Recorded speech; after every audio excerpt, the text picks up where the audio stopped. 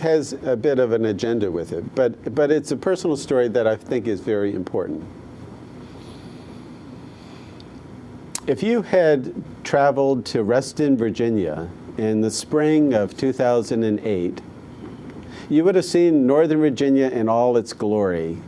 The cherry blossoms were out, the daffodils were up, the lilacs were blooming, the forest was full of singing birds, chipmunks and squirrels were hopping all around, the children were out playing in the grass, which was now green and needed to be mowed.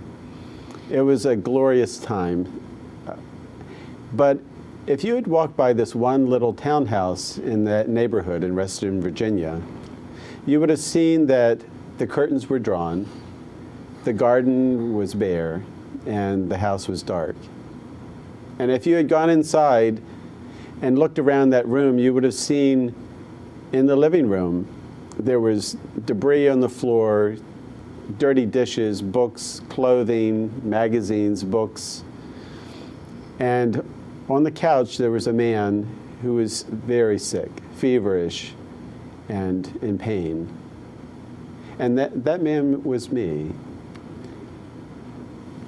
Some 9 months before, I had been bitten by a tick, and the tick was infected with viruses and bacteria that are now called Lyme disease. My doctor, unfortunately, was a country doctor who did not know how to treat Lyme disease and gave me steroids, which inflamed the Lyme disease instead of healing it. And so 3 months later, 3 months after the tick bite, I found that I had a chronic disease. Its symptoms were fevers, joint pains, brain fog, slurred speech, and just chronic fatigue that never let up. My wife decided that the phrase "in sickness and in health" did not apply to her. So she ran off with a younger man. My employer, a pastoral counseling agency, decided that compassion really was meant for clients and not for other counselors, and so I lost my job. I had no health insurance, I had no employment, I had no support, and I was in an area of the country that I hadn't lived in, so I didn't have friends there either. I soon realized that my doctor could not help me. He had no idea how to help me. So I did what I had to do. I went off on my own and explored alternative medicine. I tried homeopathy, I tried acupuncture, I even tried something called hyperbaric oxygen, which they put you in a pressurized tent to put oxygen in your body. Each one of them worked for a little while, but then I was back to where I started. And I realized I was running out of options. Some friends suggested that I apply for permanent disability under Social Security, but I was very resistant to that idea. That was giving up to me. So I turned to the only tool I had left in my box, which was meditation. Now, we don't think of meditation as a healing art, but I did some research and found that there were these sacred mantras in Sanskrit that were specifically designed for healing illness. So I found one that I felt attracted to, and it was Om Shri Dhanvantre Namaha.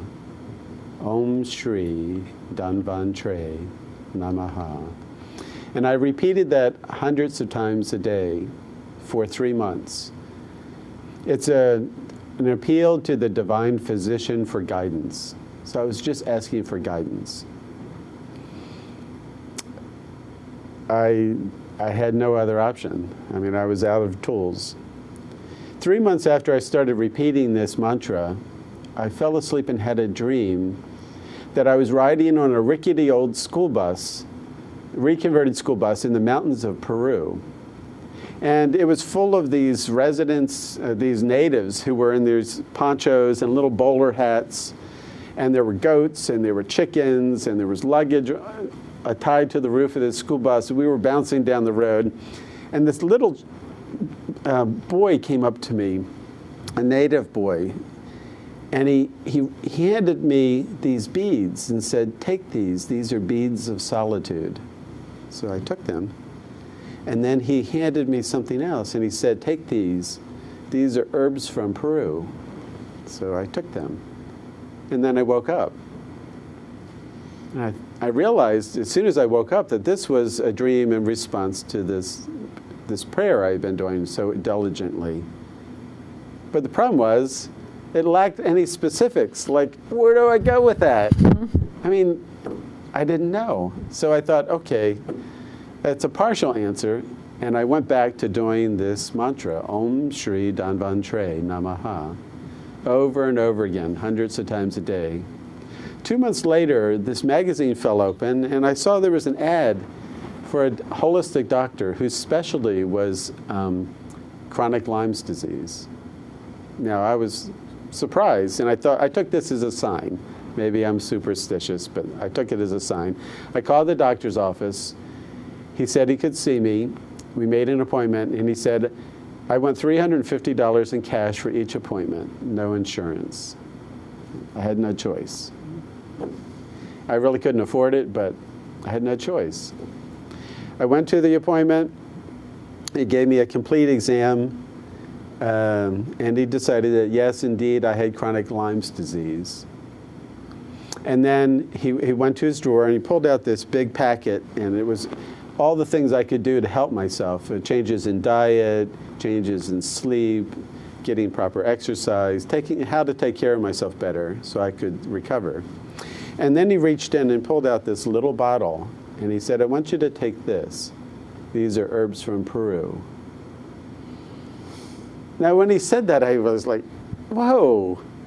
There was this sudden synchronicity between my dreams and what was happening in this doctor's office.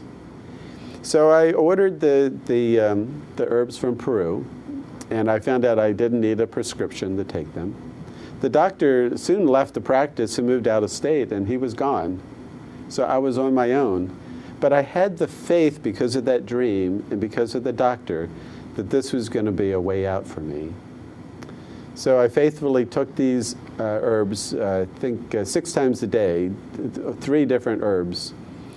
And after about 3 months, I noticed that the fever stopped. I stopped being feverish. Then the joint pains left. Then finally the brain fog lifted, and my speech no longer was slurred. I could speak normally. And then after about 2 years, I noticed even the fatigue began to drop away. And I went back to a doctor and found out that all traces of Lyme in my body were gone. Now, when we think about miraculous healing, divine healing, we often think of the Hollywood version, where there's this holy figure who lays their hand on you and you jump up and you're instantly healed. But my discovery was that healing can take place in lots of different ways. Spiritual healing. It can come in a gentle dream. It can come from mild, gentle herbs that you'd never thought of. And it can come from the words of a competent and skilled doctor.